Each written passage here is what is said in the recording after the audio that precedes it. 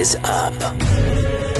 It's time for another episode of Spartivation, your podcast source for inspiration and motivation to get you through your Spartan body transformation.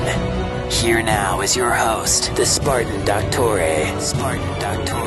champion of growth. It is a glorious day to train and grow. I'm Ryan Masters, the Spartan Doctor, certified strength and conditioning specialist, here to provide you with motivation and inspiration as you journey through your Spartan body transformation. Welcome to another episode of Spartivation, broadcast directly to you from Trifection Studios. If you find these episodes helpful, be sure to subscribe and leave a review on iTunes so I know to produce more of them for you. Today we are continuing our dive into the Spartan Body Blueprint, which teaches you how to build a ripped Spartan body in 5 hours or less a week. You can download this for free at Spartivation.com. And we're going to jump right in. We're in the soul component in the attributes, and these are just the B attributes that you must incorporate into yourself if you are, again, if your goal is to build that Spartan physique and the presence and everything that comes with it. And this is part of that, which is the attribute today is radiating strength and confidence. A modern Spartan is the ultimate example of superior physical and mental strength, the epitome of a healthy constitution and fortitude. Forged from the fires of his purpose-driven Spartan training, he is idealized, ripped, muscular physique, relentless stamina, and high energy levels broadcast to all who meet him. Here is a man who does not settle. He does whatever is necessary. Yeah, and this stems from our earlier episode where we discussed of being versus doing versus having. And when you embody this trait, it really will reflect in your inner core, and everyone who comes into contact with you will experience it, and they'll very often let you know. They'll say, "Wow, you feel like I really feel like you know where you're going, or you know what you're doing." They just really, when you finally come to that place of feeling that you're radiating strength and confidence, it is impossible for other people not to notice it. And it puts you in a better position to help them because they're more willing to listen and learn from you, and because you obviously have the experience of something to provide to them. And so when looking in that, it's like, well, how do we increase our strength? And strength is forged from stress. And stress is any event that produces a change in our state, our current state. Now, that could be the physiological state of our body. So in that case, like a tough workout is a stressor. But, here in this case, strength is not just physical. It can be a tough decision you have to make. A decision to move, to go after a new job, to ask that girl out. Anything that's a tough decision, that puts on a certain level of stress on you. And strength is forged from your adaptation to that stress. And so you get stronger and you're able to handle more stress. Just like, you're doing bench press, you continue to work at it. You start off with maybe just the bar, and eventually you're able to do 135 pounds and then 225 because you keep building off of the previous adaptations to the earlier levels of stress.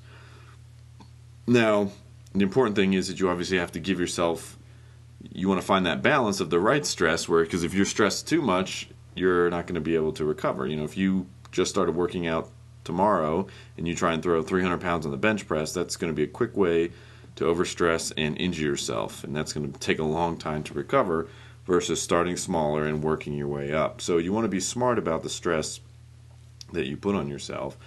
And also understand that a one-time stress deal, just like working out one day, is not going to produce any major adaptations. It's the same thing when it comes to some of those tough decisions we mentioned earlier. Moving, going after a new job or promotion, or asking somebody out. Doing that one time is certainly good, and you should encourage yourself to that. But doing it one time is not enough to build any type of inflict enough stress to build an adaptation. So just keep that in mind that you're going to have to do new things. That's why new things are hard, because they can be frustrating and stressful a little bit. But you have to have enough of that stress so that your body will actually have time. Your body or mind will have time to adapt to it. So what about confidence? What is confidence? And confidence is the belief in yourself that you can handle anything that comes your way. And here's the thing. Nobody is born with confidence. It's not a trait. It's not a gift. It's not a magic potion or a magic pill. It's developed and built just like a muscle. Muscle you can see growing. Confidence you can't see as much. You can't see that physically growing, so it's a little bit harder to make the connection, but it's the same thing. And as soon as you understand that and realize that it's developed like a muscle, well, now you know that you can work on it and build on it if you feel that your confidence levels aren't as high as you'd like them to be. And so here are 3 strategies that you can use to develop and increase your confidence. Okay, so number 1 is confidence comes from the experience of success. So it's very important that you keep all of your victories, big or small, magnitude doesn't matter here, and that, for example, it could be getting out of bed at 7 a.m. That could be a victory for you because you've been getting out late. I mean, don't think that experience of success only means something big like getting a new car or losing 500 pounds or whatever. It's all sizes, and that's one of the first things, is that you have the ability and strength to recognize all achievements, little or big. Okay, so getting out of bed by 7 a.m. or passing an exam that you've been studying, or maybe losing a couple pounds, all those are experiences of success. And so the point is, you must keep a log of these somewhere and review it occasionally, because with time all things fade and you forget all the awesome stuff that you did. It's just natural. So if you want more confidence, it's your job to remind yourself of your experiences of success by writing in it and reviewing it. I call mine my awesome log, so you are welcome to swipe that. But I encourage you to, if you don't already have one, you better start working on this, where you're recording those experiences of success and reviewing it. You don't have to look at it every day. I mean, it could be once a month, or once every other month, or once every couple of weeks, or when you're feeling a little down. But it's important that you'll be so glad that you had that log in there for those times when you do feel a little down, you want to review, and you're like, oh wow, man, look at all this awesome stuff I did do. Hey, you know what? I'm actually not nearly as bad as I thought. So that is strategy number 1. Number 2 is kind of in a similar vein. It's interesting that our mind is like a bank, and you make deposits and withdrawals all the time, but I'm not talking about money. Instead, we're talking about positive or negative thoughts. And the bank is totally neutral. It doesn't care. The teller there, when you show up and he says, hey, what are you depositing today? You say, I'm going to put in some positive thoughts. Cool. Takes them, puts them in the bank. Next day, show up. What are you putting in today? Here's a whole pile of negatives. All right, cool. Puts it in the bank. Then you show up the second day, third day. What do I want to take out? I'll take out some negative thoughts. Okay, cool. Here you go. So totally neutral. The teller doesn't care. So you can put in, so the trick is you can put in whatever you want and take out whatever you want. So if you're loading up your mind with negative thoughts of I can't do this, I'm not going to work, this is going to fail, etc. and so forth, and then you keep going up to the teller and say, hey, give me some more of those negative thoughts, he's more than happy to hand them over to you.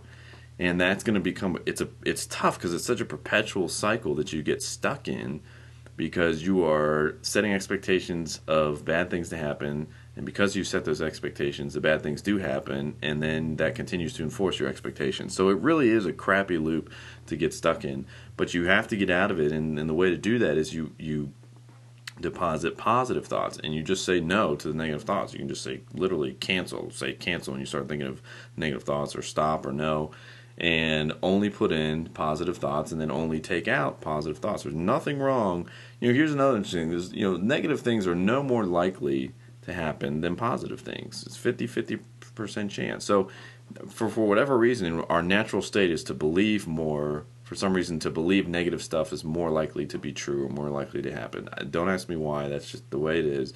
So you need to reverse that trend and just continue depositing positive thoughts and withdrawing positive thoughts and believing in those, and that will build your confidence. And the third way to build confidence is, we change our attitudes by changing our actions. So here, to think confidently, let's go ahead and start acting confidently. And here are a couple quick ways for you to do that. First is be a front seater. Okay, so in meetings, church, class, wherever, just sit in the front. Notice how everyone always goes to the back because they don't want to be in the limelight, they don't want to be called on, etc. and so forth. Hey, you're trying to work on your confidence, sit in the front. Second is make eye contact with everyone that you're talking to.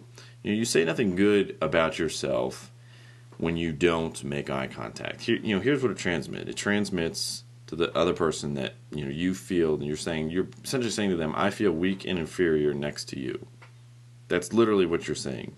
So unless you would actually say those words to the person you're talking to, I feel weak and inferior next to you, then you better start making eye contact with them.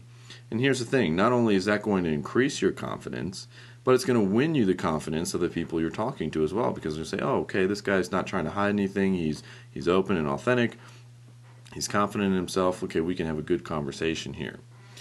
Third is speak up at meetings, anywhere you're at, just speak up. Don't let something end and say to yourself, oh, I wish I had said this, and then make the silly promise of, well, next time I'll say something, because that rarely happens.